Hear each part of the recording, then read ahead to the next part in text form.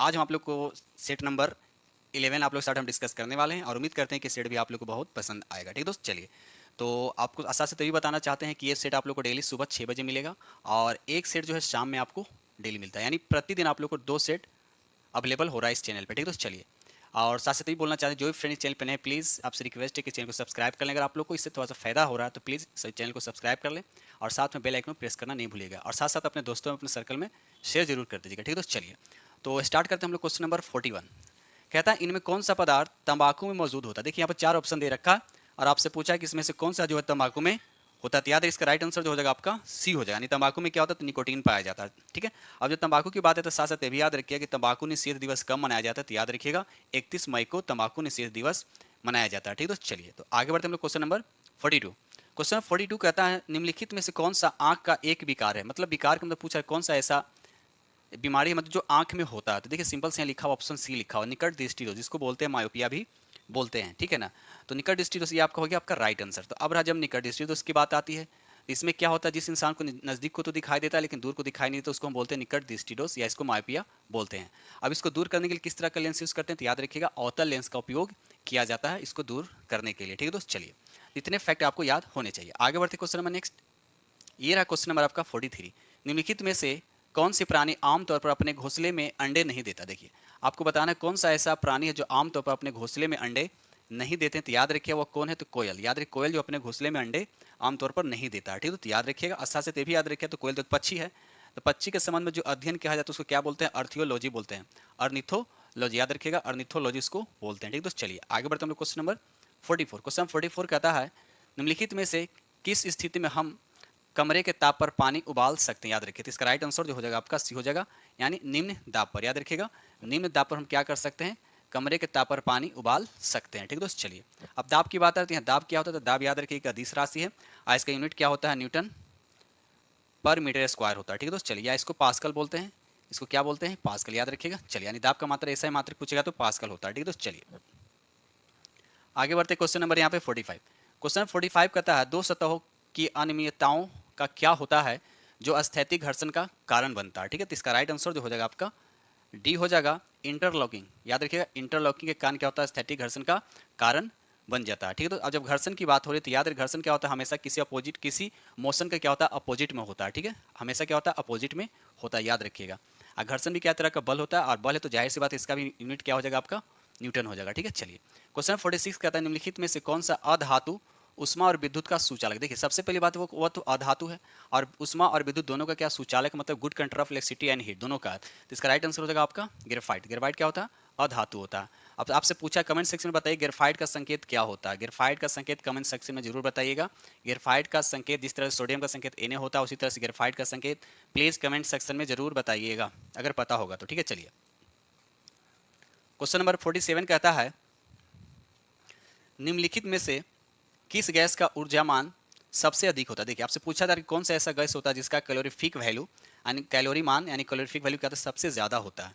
तो याद रखिए इसका राइट आंसर जो हो जाए आपका हाइड्रोजन होगा। याद रखिएगा हाइड्रोजन होता है। इसकी कैलोरीफिक वैल्यू की अगर हम बात करें 1 किलो में कितना जूल देता है, तो 1 लाख यानी 1.5 लाख के आसपास। याद रखिए 1.5 लाख यानी 1 किलो जब हम इसको जलाएंगे तो 1.5 लाख के आसपास क्या करेगा, हमको ये कैलोरी देगा। ठीक है दोस्त, चलिए तो याद रखिए हाइड्रोजन सबसे क्या होता है, सबसे ज्यादा इसका कैलोरीफिक वैल्यू होता है। याद रखिए हाइड्रोजन का होता है। ठीक है, चलिए आगे बढ़ते क्वेश्चन नंबर नेक्स्ट।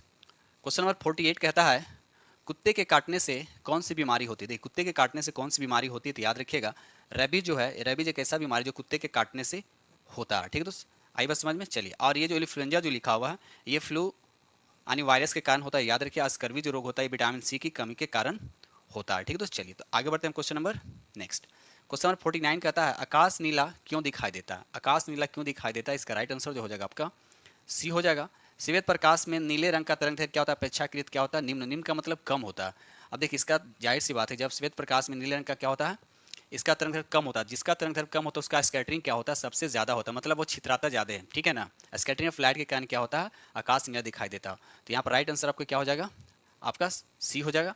और देखिए आप तो बोलिएगा तो आप तो क्या स्कैटरिंग ऑफ लाइट बोल रहे हैं, लेकिन यहाँ पर तो तरंग दैर्घ्य की बात हो रहा है। तो जिसका तरंग दैर्घ्य सबसे कम होता है उसी का स्कैटरिंग होता है। तो याद रखिए यहाँ पर नीले का स्कैटरिंग क्या होता है, सबसे ज्यादा होता है क्योंकि इसका तरंग दैर्घ्य सबसे कम होता है। ठीक है, चलिए आगे बढ़ते क्वेश्चन नंबर नेक्स्ट।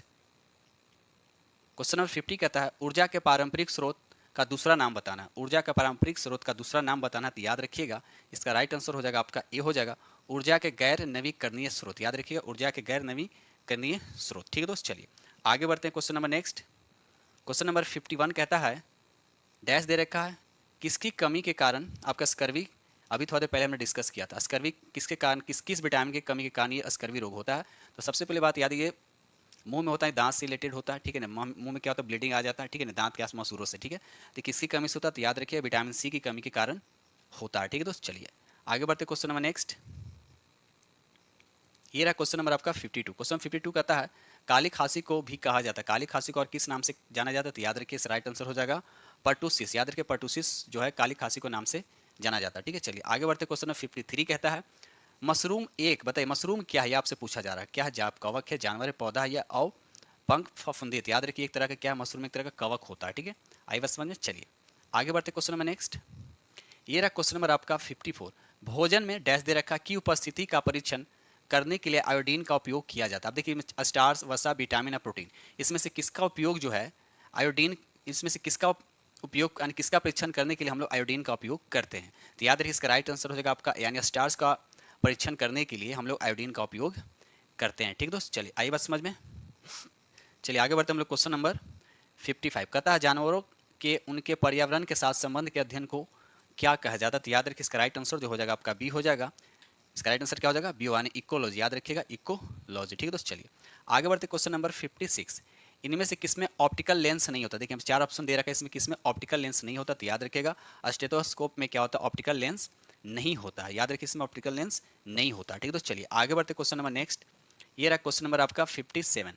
क्वेश्चन 57 कहता है निम्नलिखित में से किसमें खाद्य फाइबर प्रचुर मात्रा में होता है, खाद्य फाइबर प्रचुर मात्रा में होता है। तो याद रखिएगा सेब। सेब एक ऐसा खाद्य फाइबर है जिसमें क्या होता है, एक ऐसा खाद्य पदार्थ इसमें फाइबर क्या होते हैं, प्रचुर मात्रा में होता है। ठीक है दोस्त, चलिए आगे बढ़ते क्वेश्चन नंबर 58।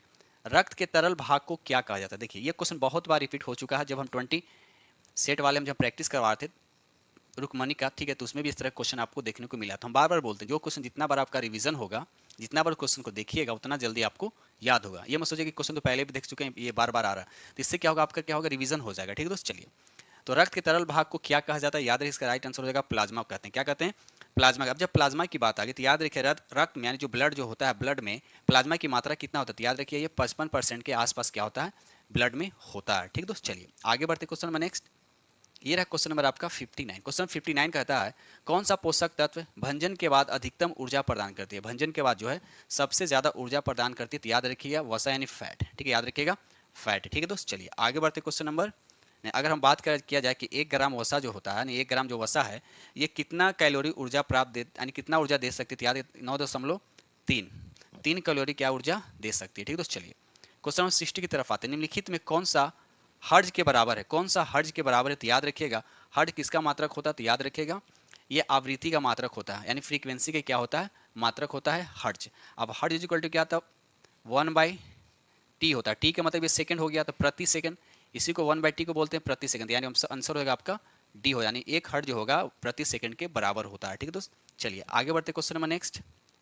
चलिए यहाँ पर क्वेश्चन नंबर आपका आ गया 61। दोस्त वीडियो अच्छा लग रहा हो तो प्लीज़ लाइक जरूर कीजिएगा, और जो फ्रेंड्स चैनल पे नए चैनल को सब्सक्राइब कर लीजिएगा, और साथ में बेल आइकन को प्रेस करना नहीं भूलिए, क्योंकि जो भी वीडियो अपलोड करेंगे आपको जल्द से जल्द मिल जाएगा। और एक बात और बोलना चाहते हैं कि इस चैनल पर अभी 2 सेट आपको मिल रहा है, एक सुबह का 6 बजे रुकमनी का जो अभी हम बता रहे हैं, और दूसरा आपको शाम के 7 बजे, 2 वीडियो आपको डेली मिल रहा है। ठीक है दोस्त, याद रखिएगा। चलिए तो क्वेश्चन नंबर यहाँ पर 61 कहता है सोडियम डैश में संग्रहित किया जाता है, यानी संग्रहित सिंपल से समझिए कि सोडियम को हम किस चीज़ में रखा जाता है, याद रखिएगा। ठीक है, इसको मिट्टी के तेल यानी केरोसिन में इसको क्या किया था, रखा जाता है। अब आपका माइंड में आता होगा कि इसको मिट्टी के तेल में ही क्यों रखा जाता है। तो सबसे पहले सोडियम के बारे में जानिए। सोडियम क्या होता है, मोस्ट रिएक्टिव एलिमेंट होता है, इसको आप खुले हवा में नहीं रख सकते, क्योंकि एयर से रिएक्शन करने के बाद सोडियम का ऑक्साइड नहीं जल जाएगा। ठीक है ना, तो इसको आप बोलिए कि मिट्टी के तेल में इसलिए रखा है, तो मिट्टी के तेल में क्या होता है, ऑक्सीजन नहीं होता। याद रखिए मिट्टी के तेल जो होता है उसमें ऑक्सीजन नहीं होता है, इसी की वजह से सोडियम को मिट्टी के तेल में यानी केरोसिन में रखा जाता है। ठीक दोस्त, आई होप कि आप लोग को समझ में आ गया होगा। ठीक दोस्त, चलिए आगे बढ़ते क्वेश्चन नंबर नेक्स्ट। ये रहा क्वेश्चन नंबर आपका 62। किस बीमारी की रोकथाम साल्क वैक्सीन की मदद से की जाती है। तो याद रखिए इसका राइट आंसर जो हो जाएगा आपको पोलियो। किस बीमारी के लिए, यानी पोलियो। ठीक है दोस्त, चलिए आगे बढ़ते क्वेश्चन नंबर 63। क्वेश्चन नंबर 63 कहता है एक तरल यानी जल द्वारा गैस यानी वाष्प में परिवर्तन होने की प्रक्रिया को कहा जाता है, यानी जल से वाष्प में परिवर्तन होने की प्रक्रिया को क्या बोलते हैं, उसको वाष्पीकरण बोलते हैं। ठीक है दोस्त, वाष्पीकरण होता है। ठीक है, चलिए आगे बढ़ते क्वेश्चन नंबर नेक्स्ट। आपसे एक क्वेश्चन पूछना चाहते हैं, यहाँ वाष्पीकरण लिखा हुआ है, एक होता है क्वथन। ठीक है, तो आप क्वथन और वाष्पीकरण में क्या डिफरेंस है प्लीज कमेंट सेक्शन में जरूर बताइएगा। ठीक है, क्योंकि उसमें भी क्या होता है, लिक्विड से गैस में कन्वर्ट होता है, इसमें भी लिक्विड से गैस में कन्वर्ट होता है, तो दोनों में क्या डिफरेंस है क्वथन में और वाष्पीकरण, प्लीज कमेंट सेक्शन में जरूर बताएं अगर पता हो तो। ठीक है, चलिए आगे बढ़ते क्वेश्चन नंबर नेक्स्ट। ये रहा क्वेश्चन नंबर आपका 64। पौधों के स्वस्थ विकास के लिए पोषक तत्वों के रूप में मिट्टी में जो पदार्थ जोड़े जाते हैं उन्हें कहा जाता है, क्या कहा जाता है, याद रखिए इसका राइट आंसर जो हो जाएगा उर्वरक, उसको कहा जाता है। ठीक है दोस्त, चलिए आगे बढ़ते क्वेश्चन नंबर 65। डैश दे रखा है, पोषक को साधारण अकार्बनिक पदार्थ को ग्रहण कर कार्बनिक अणुओं के संश्लेषण के रूप में परिभाषित किया जाता है, तो इसका राइट आंसर हो जाएगा आपका ए हो जाएगा स्वपोषी। क्या हो जाएगा दोस्त, स्वपोषी। ठीक है, चलिए आगे बढ़ते क्वेश्चन नंबर नेक्स्ट। ये रहा क्वेश्चन नंबर आपका 66। ट्राइग्लिस राइट्स एक प्रकार के होते हैं, तो क्या होते हैं, तो याद रखिए इसका राइट आंसर हो जाएगा आपका वसा हो जाएगा। याद रखिए दोस्त, क्या हो जाएगा, वसा हो जाएगा। ठीक है, चलिए आगे बढ़ते क्वेश्चन नंबर 67। निम्नलिखित में से कौन सा ऊर्जा का एक पारंपरिक स्रोत है, कौन सा ऊर्जा का एक पारंपरिक स्रोत है, इसका राइट आंसर जो हो जाएगा आपका कोयला हो जाएगा। क्या हो जाएगा दोस्त, कोयला हो जाएगा। ठीक है, चलिए आगे बढ़ते question number next. Question number 68 कहता है पानी में क्लोरीन की गोलियां या मिलाकर क्लोरीनीकरण किया जाता है। ठीक है, तो क्या मिलाकर किया जाता है, तो याद रखिए इसका राइट आंसर हो जाएगा आपका ब्लीचिंग पाउडर। क्या हो जाएगा, ब्लीचिंग पाउडर। अब आ गया ब्लीचिंग पाउडर की बात आ गया, तो इसको फार्मूला ही पता होना चाहिए, तो CaOCl2 ये इसका फार्मूला होता है, इसका फार्मूला होता है। ठीक, क्वेश्चन नंबर 69 कहता है निम्नलिखित में से किसमें द्विबीजपत्री बीज होते हैं, तो याद रखिए इसका राइट आंसर हो जाएगा आपका गुलाब में। किसमें होता है दोस्त, तो गुलाब में होता है। ठीक है, चलिए आगे बढ़ते question number next. Question number 70 कहता है निम्नलिखित में से किस रसायन का उपयोग सूक्ष्म जीवों के विकास की रोकथाम के लिए परिरक्षक के रूप में नहीं किया जाता, इसका राइट आंसर हो जाएगा आपका डी हो जाएगा सोडियम हाइड्रोजन कार्बोनेट। ठीक है, तो चलिए क्वेश्चन नंबर 71 कहता है एजी टेंसले ने 1935 में डैश के अवधारणा प्रस्तुत की थी, तो किसका अवधारणा प्रस्तुत की थी, तो याद इसका राइट आंसर जो हो जाएगा आपका सी होगा पारिस्थितिकी तंत्र। देखिए क्वेश्चन बहुत बार हम रिपीट कर चुके हैं, ये आपके इन्वायरमेंट से क्वेश्चन है। ठीक है दोस्त, चलिए आगे बढ़ते क्वेश्चन नंबर नेक्स्ट। इससे जितने भी क्वेश्चन है आपको रिवीजन आ रहा है, ठीक है, और आप लोग को फायदा करेगा। क्वेश्चन नंबर 72 कहता है निम्नलिखित में से कौन सा एक कोशिकीय जीव नहीं है, कोशिकीय जीव नहीं है, तो याद रखिए इसका राइट आंसर जो हो जाएगा आपका ये हो जाएगा पादप जो है कोशिकीय जीव नहीं है। क्वेश्चन नंबर 73 कहता है निम्न में कौन सा जड़ नहीं है, देखिए आपसे पूछा इसमें कौन सा जड़ नहीं है, तो राइट आंसर हो जाएगा आपका डी। तो जब ये आलू जड़ नहीं है तो क्या, तो याद रखिए ये तना होता है। क्या होता है दोस्त, आलू क्या है, एक तना है। ठीक है, अब पूछा कि तना में भी कौन सा, तना कहीं कंद लिखा, तो याद रखिए स्तंभ कंद में ये आते हैं। ठीक है, चलिए आगे बढ़ते question number next. Question number 74 कहता है निम्नलिखित में से कौन सा परजीवी पौधा है, परजीवी पौधा है, तो इसका राइट आंसर हो जाएगा अमरबेल। अमरबेल का पौधा क्या, परजीवी पौधा। ठीक है, तो चलिए आगे बढ़ते क्वेश्चन नंबर नेक्स्ट। ये रहा क्वेश्चन नंबर आपका 75 कहता है पत्ती में सिराओं एवं छोटी सिराओं की व्यवस्था का नाम क्या है, तो इसका राइट आंसर जो हो जाएगा आपका बी हो जाएगा। याद रखिएगा इसका राइट आंसर क्या हो जाएगा, बी हो जाएगा सिरा विन्यास। याद रखिएगा सिरा विन्यास। ठीक है दोस्त, चलिए आगे बढ़ते क्वेश्चन नंबर 76 कहता है बौद्ध, हिंदू एवं जैन शैलकृत गुहाएं एक साथ विद्यमान है, तो कहाँ, याद रखिए इसका राइट आंसर जो हो जाएगा एलोरा की गुफा में। ठीक है दोस्त, चलिए आगे बढ़ते क्वेश्चन नंबर नेक्स्ट। ये रहा क्वेश्चन नंबर आपका 77 कहता है शिवाजी ने मुगलों को अपना 3/4 राज्य किस संधि के द्वारा दिया था, तो याद रखिए इसका राइट आंसर जो हो जाएगा आपका ए हो जाए पुरंदर के संधि के द्वारा दिया था। अब जब पुरंदर संधि की बात आई तो याद रखिए पुरंदर की संधि कब हुआ था, तो याद रखिएगा 1665 ईस्वी में। याद रखिए 1665 ईस्वी में हुआ था। किसके बीच हुआ था, तो याद रखिएगा औरंगजेब के सेना जय सिंह और शिवाजी के बीच हुआ था। ठीक है दोस्त, चलिए आगे बढ़ते क्वेश्चन में 78 कहता है प्रारंभिक हड़प्पा स्थलों में एक ही खेत में साथ साथ 2 फसलों के उगाने का साक्ष्य प्राप्त हुआ, तो बताना कि कहाँ से प्राप्त हुआ, तो याद रखिए कालीबंगा से प्राप्त हुआ। कहाँ से प्राप्त हुआ है, कालीबंगा से प्राप्त हुआ। अब आ गया कालीबंगा, तो कालीबंगा किस राज्य में, तो याद रखिए राजस्थान में। कहाँ दोस्त, कालीबंगा कहाँ है, तो राजस्थान में है। ठीक है, चलिए आगे बढ़ते question number next. Question number 79 कहता है किस प्रणाली में व्यवस्थापिका का राष्ट्रपति से अलग यानी पृथक व स्वतंत्र अस्तित्व होता है, तो याद रखिएगा इसका राइट आंसर जो हो जाएगा आपका बी हो जाएगा अध्यादेशात्मक प्रणाली में। ठीक है दोस्त, चलिए आगे बढ़ते क्वेश्चन नंबर नेक्स्ट। ये रहा क्वेश्चन नंबर आपका 80। क्वेश्चन नंबर 80 कहता है निम्न में किस तिथि को संविधान सभा की अंतिम बैठक हुई थी, अंतिम बैठक कब हुई थी, तो इसका राइट आंसर जो हो जाएगा आपका डी हो जाएगा 24 जनवरी 1950 को। ठीक है दोस्त, चलिए आगे बढ़ते क्वेश्चन नंबर 81 कहता है निम्न में किस देश के संविधान से आयरलैंड ने राष्ट्र के नीति निर्देशक तत्व अपनाए। देखिए आयरलैंड ने अपनाए, कहाँ से अपनाए, तो याद रखिए इसका राइट आंसर जो हो जाएगा आपका डी हो जाएगा स्पेन से। ठीक है दोस्त, चलिए आगे बढ़ते question number next. Question number 82 कहता है विश्व व्यापार संगठन जो अब गैट के स्थान पर है का मुख्यालय कहाँ स्थित है, ये आपसे पूछा जाए, तो याद रखिए इसका राइट आंसर जो हो जाएगा आपका जिनेवा हो जाएगा। क्या हो जाएगा दोस्त, जिनेवा। क्वेश्चन नंबर 83 कहता है विधान परिषद की सदस्यता की न्यूनतम आयु की सीमा क्या है? देखिए विधान परिषद की बात किया जाती है, याद रखिए इसका राइट आंसर जो हो जाएगा 30 वर्ष। उसी तरह से अगर राज्यसभा की पूछेगा तो उसका भी 30 है, और उसी तरह से लोकसभा का पूछेगा या विधानसभा का पूछेगा तो उस सबके लिए 25 साल है। ठीक है दोस्त, चलिए आगे बढ़ते क्वेश्चन नंबर 84। कहता है 1904 में क्रांतिकारियों की गुप्त संस्था के रूप में अभिनव भारत की स्थापना किसने की थी? ये पूछा जाए तो इसका राइट आंसर जो हो जाएगा आपका बी हो जाएगा, बी डी सावरकर। याद रखिए बी डी सावरकर ने। ठीक है दोस्त, चलिए आगे बढ़ते क्वेश्चन नंबर 85। क्वेश्चन 85 कहता है कल्याणकारी राज संबंधी विचार किसमें दिए गए हैं? तो याद रखिए इसका राइट आंसर जो हो जाएगा बी हो जाएगा, राजनीति संबंधी निर्देशक सिद्धांत में। ठीक है दोस्त, चलिए 86 कहता है land of the golden pagoda किसे कहते हैं? तो याद रखिए इसका राइट आंसर जो हो जाएगा आपका ए हो जाएगा, यानी म्यांमार को कहा जाता है। ठीक है दोस्त, चलिए आगे बढ़ते क्वेश्चन नंबर 87 कहता है कि राम मोहन राय को राजा की उपाधि किसने दी थी? यानी राजा राम बोलिए, यानी राम मोहन राय को राजा की उपाधि किसने दी थी? तो याद रखिए इसका राइट आंसर जो हो जाएगा आपका बी हो जाएगा, अकबर द्वितीय ने राम मोहन को राजा की उपाधि दी थी, यानी राजा राम मोहन इन्हीं का नाम है। ठीक है, तो चलिए आगे बढ़ते question number next. Question number यहाँ पर 88 कहता है निम्नलिखित में कौन कैबिनेट मिशन के भारत पहुंचने पर भारतीय राष्ट्रीय कांग्रेस का अध्यक्ष था? जब कैबिनेट मिशन भारत पहुंचा उस समय कांग्रेस के अध्यक्ष कौन थे? तो याद रखिए इसका राइट आंसर जो हो जाएगा आपका ये होगा, अबुल कलाम आजाद। अब रहा सवाल कैबिनेट मिशन भारत आया कब था? तो याद रखिएगा 24 मार्च 1946 को कैबिनेट मिशन भारत आया था, और उस समय उसके अध्यक्ष ये कांग्रेस के अध्यक्ष कौन थे? तो अबुल कलाम आजाद थे। ठीक है, तो चलिए क्वेश्चन नंबर 89 कहता है पश्चिम बंगाल में रानीगंज क्षेत्र किस लिए विख्यात, मतलब किस लिए वो प्रसिद्ध है? ये आपसे पूछा जा रहा था। याद रखिएगा कोयला के लिए, कोयला के लिए जो है रानीगंज जो क्षेत्र है जो पश्चिम बंगाल में पड़ता है वो प्रसिद्ध है। ठीक है दोस्त, चलिए आगे बढ़ते क्वेश्चन नंबर नेक्स्ट। देखिए यहाँ पर मिलाने के लिए आपको दे रखा, थोड़ा सा इसको छोटा कर दूं कि आपको पूरा ऑप्शन दिख जाए। चलिए ठीक, क्वेश्चन आपका क्या है 90 है, क्वेश्चन नंबर यहाँ 90 का है, आपको बताना है, सुमेलित करना है। एक तो समिति दे रखा है, उसके बाद संबंधित विषय दे रखा है। ठीक है दोस्त, चलिए तो आपको बताने इसमें से कौन सा सही है। अगर सुरेंद्र तेंदुलकर समिति जो है एक ही से संबंधित है, तो देखिए जब एक ही ऑप्शन दिख रहा है कि इसमें एक ही को दे रखा है, तो बी का होगा 2, सी का होगा 3 और डी का हो जाएगा 4। तो इसका राइट आंसर आपका पहले ही हो जाएगा, बाकी आप लोग मिला लीजिएगा। ठीक है दोस्त, चलिए आगे बढ़ते क्वेश्चन नंबर नेक्स्ट। जब पहला मिल गया और किसी में नहीं दे रखा तो समझिए वही होगा। क्वेश्चन नंबर 91 कहता है बिहार राज्य का क्षेत्रफल भारत के क्षेत्रफल का कितना प्रतिशत? ये आपसे पूछा जा रहा है, तो याद रखिए इसका राइट आंसर जो हो जाएगा आपका 2.86। ये किसका क्षेत्रफल है? तो भारत के क्षेत्रफल का, ये बिहार का क्षेत्रफल है। ठीक है दोस्त, चलिए आगे बढ़ते question number next. Question number 92 कहता है निम्नलिखित में से किस क्षेत्र में ग्रीष्म मानसून के दौरान अधिकतम वर्षा होती है? तो याद रखिए इसका राइट आंसर जो होगा आपका बी होगा, उत्तर पूर्वी पहाड़ी क्षेत्र में। ठीक है दोस्त, चलिए क्वेश्चन नंबर 93 कहता है किस नदी पर नागार्जुन सागर परियोजना स्थित है? तो इसका राइट आंसर जो हो जाएगा आपका कृष्णा नदी पे, कृष्णा नदी पे नागार्जुन सागर परियोजना स्थित है। ठीक है दोस्त, चलिए अब नागार्जुन सागर परियोजना की बात आ रही थी, कहाँ थी? याद रखिएगा नागार्जुन सागर परियोजना आंध्र प्रदेश और तेलंगाना राज्यों में किस नदी पर स्थित है? याद रखिएगा। चलिए आगे बढ़ते क्वेश्चन नंबर नेक्स्ट। ये रहा क्वेश्चन नंबर आपका 94। क्वेश्चन नंबर 94 कहता है भारत में जनसंख्या घनत्व की परिभाषा की जाती है, मतलब ये पूछ रहा है आपसे कि भारत में जनसंख्या का जो घनत्व होता है वो किस तरह से हम परिभाषित करते हैं, किस तरह से उसको निकालते हैं? तो याद रखिए इसका राइट आंसर जो हो जाएगा आपका डी हो जाएगा। कैसे निकालते हैं? देखिए प्रति वर्ग किलोमीटर व्यक्तियों की संख्या के रूप में, किस रूप में निकालते हैं?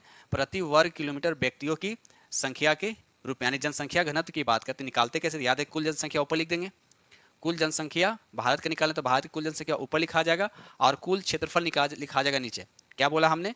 जनसंख्या घनत्व निकालने के लिए भारत की कुल जनसंख्या ऊपर लिखा जाएगा और भारत के कुल क्षेत्रफल नीचे लिखा जाएगा। जो डिवाइड करेंगे वो आपका आएगा जनसंख्या का घनत्व आएगा। ठीक है दोस्त, चलिए अगर पूछा जाए कि भारत में सबसे ज्यादा घनत्व वाला राज्य कौन है, तो बिहार है, ये भी याद रखिएगा साथ साथ। ठीक है दोस्त, चलिए तो इतने फैक्ट आप लोग को हम बता रहे हैं, तो प्लीज़ आप लोग लाइक कीजिएगा जरूर, और जो फ्रेंड चैनल पर नए हैं प्लीज़ उनसे रिक्वेस्ट है कि चैनल को सब्सक्राइब कर लीजिएगा और अपने दोस्तों में ज़्यादा से ज़्यादा शेयर करने की कोशिश कीजिएगा। ठीक है दोस्त, चलिए आगे बढ़ते क्वेश्चन नंबर यहाँ पे 95 कहता है निम्नलिखित में से किसने लखनऊ में सन 1857 के विद्रोह का नेतृत्व किया है? ये आपसे पूछा जाता है, याद है इसका राइट आंसर जो हो जाएगा आपका हजरत महल। ठीक है दोस्त, हजरत महल। अगर वही पूछा है कुंवर सिंह, तो ये बिहार से थे। कुंवर सिंह कहाँ से थे? बिहार से। कहाँ? ठीक है, जगदीशपुर के रहने वाले। ठीक है, तो इस तरह से आप लोग को याद होने चाहिए।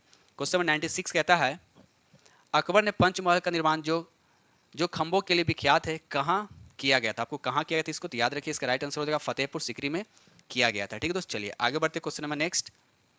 ये रहा क्वेश्चन नंबर आपका 97। क्वेश्चन 97 कहता है स्वामी दयानंद सरस्वती ने प्रथम आर्य समाज 1875 ईस्वी में कहाँ स्थापित किए थे? ये पूछा जाए तो इसका राइट आंसर हो जाएगा कहाँ स्थापित किए थे? तो मुंबई में स्थापित किए थे। ठीक है दोस्त, चलिए आगे बढ़ते क्वेश्चन नंबर 98 कहता है आजाद दस्ता के पहले प्रशिक्षण शिविर का गठन किसके निर्देश में किया गया था? तो याद रखिए इसका राइट आंसर जो हो जाएगा आपका सी हो जाएगा, सरदार नित्यानंद सिंह के निर्देशक में किया गया था। ठीक है दोस्त, चलिए आगे बढ़ते question number next. Question number 99 कहता है बिहार का पहला दैनिक हिंदी अखबार बिहार बंधु किस वर्ष शुरू हुआ था, बिहार बंधु किस वर्ष शुरू हुआ था? तो याद रखिए इसका राइट आंसर जो हो जाएगा आपका ये हो जाएगा 1872 में शुरू हुआ था। ठीक है दोस्त, चलिए क्वेश्चन नंबर 100 कहता है संस्थात्मक सरकार में कार्यपालिका अपने समस्त कार्यों तथा नीतियों के लिए उत्तरदायी होती है। तो इसका राइट आंसर जो हो जाएगा आपका ये हो जाएगा विधायिका के प्रति। याद रखिए विधायिका के प्रति उत्तरदायी होता है। ठीक है दोस्त, चलिए आगे बढ़ते क्वेश्चन नंबर नेक्स्ट। ये रहा क्वेश्चन नंबर आपका 101 कहता है भारतीय संविधान की प्रस्तावना को कितने बार संशोधित किया गया था? देखिए कितने बार ये प्रस्तावना जो है ये भारतीय संविधान में कितने बार इसको संशोधन किया गया था? तो याद रखिए मात्र एक बार किया गया था। ठीक है, मात्र एक बार किया गया था। ठीक है दोस्त, ये कब किया गया था? तो भी याद रखिए 42वां संविधान संशोधन के तहत 1976 का। ठीक है दोस्त, चलिए आगे बढ़ते हैं हम लोग question number next. Question number यहाँ पे 102 कहता है निम्नलिखित में कौन सा अधिकार केवल राज्यसभा को प्राप्त है? कौन सा अधिकार केवल राज्यसभा को प्राप्त है? तो याद रखिए इसका राइट आंसर जो हो जाएगा आपका सी हो जाएगा नई अखिल भारतीय सेवाओं को निर्मित करने की संतुति करना। ठीक है दोस्त, चलिए क्वेश्चन नंबर 103 कहता है प्रसिद्ध दिलवारा का मंदिर स्थित है। अब ये कहाँ स्थित है? तो आपको बताने इसका राइट आंसर जो हो जाएगा राजस्थान में। कहाँ है दोस्त? राजस्थान में ये स्थित है। अब देखिए दिलवारा के ये दिलवारा का मंदिर की बात है तो राजस्थान में तो किस पर्वत पर? तो याद रखिएगा माउंट आबू पर्वत पर ये स्थित है। ठीक है दोस्त, और दिलवारा का ये जो किस तरह का मंदिर है? जैन मंदिर है और ये सफेद मार्बल के बनाए गए हैं। ठीक है दोस्त, क्वेश्चन नंबर 104 कहता है निम्न में से किस राज्य को हड़पने के लिए व्यापकत के सिद्धांत का पालन नहीं किया गया था? याद रखिए इसका राइट आंसर जो हो जाएगा पंजाब को। ठीक है दोस्त, चलिए आगे बढ़ते question number next. Question number 105 कहता है भारतीय बजट प्रणाली का जनक किसे कहा जाता है? भारतीय बजट प्रणाली का जनक किसे कहा जाता है? तो इसका राइट आंसर जो हो जाएगा आपका ए हो जाएगा जेम्स विल्सन को कहा जाता है। ठीक है दोस्त, चलिए 106 कहता है कैलाश मानसरोवर की यात्रा पर जाने वाले तीर्थ यात्रियों को तिब्बत में प्रवेश करने के लिए किन दर्रों को पार करना पड़ता है? तो याद रखिए इसका राइट आंसर जो हो जाएगा नाथुला दर्रा को पार किया जाता है। अब ये रहा कि नाथुला दर्रा है कहाँ? तो याद रखिए सिक्किम है। कहाँ दोस्त? नाथुला दर्रा कहाँ है? तो ये सिक्किम है। ठीक है, चलिए आगे बढ़ते क्वेश्चन में 107 कहता है डॉक्टर अंबेडकर ने भारतीय संविधान के किस प्रावधान को संविधान की आत्मा कहा है? तो इसका राइट आंसर जो आपका डी हो जाएगा संवैधानिक उपचारों का अधिकार यानी अनुच्छेद 32 को कहा। याद रखिए। ठीक है दोस्त, चलिए आगे बढ़ते क्वेश्चन नंबर 108 कहता है निम्न में कौन सा समूह बिहार में न्यूनतम साक्षरता दर वाले जिलों को व्यक्त करता है? तो याद रखिए इसका राइट आंसर जो होगा आपका बी हो जाएगा पूर्णिया, सीतामढ़ी, कटिहार, मधेपुरा और सहरसा। याद रखिएगा दोस्त, सबसे अधिक साक्षरता वाले जिला कौन है? तो याद रखिएगा रोहतास। ठीक है दोस्त, चलिए आगे बढ़ते क्वेश्चन नंबर 109 कहता है भारतीय संविधान की 8वीं अनुसूची में कितनी भाषाओं का उल्लेख किया गया? देखिए सबसे पहले तो आपको ये पता होना चाहिए कि भारतीय संविधान की 8वीं अनुसूची में किसका उल्लेख किया गया? तो सबसे पहले याद रखिए कि भाषा का उल्लेख किया गया। ठीक है, तो अब पूछा जाए कि 8वीं सूची में कितने भाषाओं का उल्लेख किया गया? तो याद रखिए इसका राइट आंसर जो हो जाएगा आपका सी हो जाएगा यानी 22 भाषाओं का उल्लेख किया गया है। अगर पूछा है कि 8वीं सूची में मूलतः पहले स्टार्टिंग में कितना था? तो 14 भाषाएं थे। उसके बाद संविधान संशोधन हुआ, उसके बाद 8 भाषाओं को संविधान में जोड़ा गया। ठीक है दोस्त, क्वेश्चन नंबर 110 कहता है भारतीय संविधान में मौलिक कर्तव्य का उल्लेख किस अनुच्छेद में किया गया? देखिए मौलिक कर्तव्य का उल्लेख जो है किस अनुच्छेद में किया गया? याद है इसका राइट आंसर जो हो जाएगा सी होगा अनुच्छेद 51 के ए में किया गया। देखिए अब अनुच्छेद इसकी बात है तो याद रखिएगा इस संविधान में इसको 42वें संविधान संशोधन 1976 में इसको जोड़ा गया। याद रखिएगा। ठीक है, चलिए आगे बढ़ते क्वेश्चन नंबर नेक्स्ट। चलिए क्वेश्चन नंबर यहाँ पर 111 का, तो बिहार में SPUR परियोजना का संबंध किससे ये आपको बताना है? तो इसका राइट आंसर जो हो जाएगा आपका डी हो जाएगा यानी नगर निगम वित्त से इसका संबंधित है। ठीक है दोस्त, चलिए क्वेश्चन नंबर 112 कहता है मुगल साम्राज्य में नील उत्पादन का सर्वाधिक प्रसिद्ध क्षेत्र कौन था? तो याद रखिए इसका राइट आंसर जो होगा बयाना। कहाँ हो जाएगा दोस्त? बयाना इसका प्रसिद्ध क्षेत्र था। ठीक है, क्वेश्चन नंबर 113 कहता है किस वर्ष को बाजरा अंतर्राष्ट्रीय वर्ष घोषित किया गया? देखिए बाजरा अंतर्राष्ट्रीय वर्ष घोषित किया गया है तो इसका राइट आंसर होगा 2023 जो भी चल रहा है। ठीक है दोस्त, चलिए आगे बढ़ते क्वेश्चन नंबर नेक्स्ट। ये रहा क्वेश्चन नंबर आपका 114। क्वेश्चन 114 कहता है भारत की पहली अंडर वाटर मेट्रो कहाँ निर्माणाधीन है? आपको बताना है। तो याद रखिए इसका राइट आंसर होगा कोलकाता में। ठीक है दोस्त, चलिए क्वेश्चन नंबर 115 कहता है विश्व कैंसर दिवस 2023 की थीम क्या है? ये आपसे पूछा जा रहा है तो इसका राइट आंसर जो हो जाएगा आपका डी हो जाएगा क्लोज द केयर गैप। याद रखिए क्लोज द केयर गैप। ठीक है दोस्त, चलिए आगे बढ़ते क्वेश्चन नंबर 116 कहता है थोड़ा सा ऊपर कर दूं हल्का सा। चलिए 116 कहता है यहाँ पे केंद्रीय बजट 2023-24 के 7 प्राथमिकताएं यानी सप्तर्षि में क्या शामिल नहीं है? ये आपसे पूछा जा रहा है तो इसका राइट आंसर जो हो जाएगा आपका भी होगा हेल्थ सेक्टर को इसमें शामिल नहीं किया गया। ठीक है दोस्त, चलिए आगे बढ़ते question number next. Question number 117 कहता है कि 26 मार्च 2023 को लॉन्च किए गए वन वेब इंडिया 2 मिशन के लिए इस्तेमाल किए गए लॉन्च वाहक का नाम बताना है। लॉन्च वाहक का नाम बताएं तो इसका राइट आंसर जो हो जाएगा आपका ए होगा LVM3। याद रखिए इसका राइट आंसर हो जाएगा आपका ए हो जाएगा। ठीक है दोस्त, चलिए आगे बढ़ते क्वेश्चन नंबर 118 कहता है महिला प्रीमियर लीग क्रिकेट टूर्नामेंट में विजयी हुए क्रिकेट टीम का नाम क्या है? ये आपको बताना है तो इसका राइट आंसर जो हो जाएगा आपका बी हो जाएगा मुंबई इंडियन। ठीक है दोस्त, चलिए आगे बढ़ते क्वेश्चन नंबर नेक्स्ट। ये रहा क्वेश्चन नंबर 119 कहता है संयुक्त सैन्य अभ्यास अजय वॉरियर 23 किन देशों के बीच हुआ है? तो याद रखिए इसका राइट आंसर आपका ये हो जाएगा, भारत और यूनाइटेड किंगडम के बीच हुआ है। ठीक है दोस्तों, चलिए क्वेश्चन नंबर 120 कहता है Modi shaping a global order in flux किसने लिखी है? तो याद रखिए इसका राइट आंसर हो जाएगा आपका बी हो जाएगा, एस जयशंकर ने लिखी है। ठीक दोस्तों, इस तरह से हमने आप लोगों के साथ एटीएमसी को डिस्कस किया हूं और उम्मीद करता हूं कि ये सेट आप लोग को बहुत ही पसंद आएगा। तो पसंद है तो प्लीज़ लाइक जरूर कीजिएगा और जो फ्रेंड इस चैनल पे नए चैनल को सब्सक्राइब कीजिएगा और साथ में बेल आइकन को प्रेस करना नहीं भूलिएगा और साथ साथ अपने दोस्तों में, अपने सर्कल में, अपने ग्रुप जितने ग्रुप हैं सब भी इस वीडियो को ज़्यादा से ज़्यादा शेयर करने की कोशिश कीजिएगा। ठीक है दोस्त, इसी के साथ हम वीडियो करते हैं समाप्त और मिलते हैं आप लोग से नेक्स्ट वीडियो में। तब तक के लिए थैंक यू।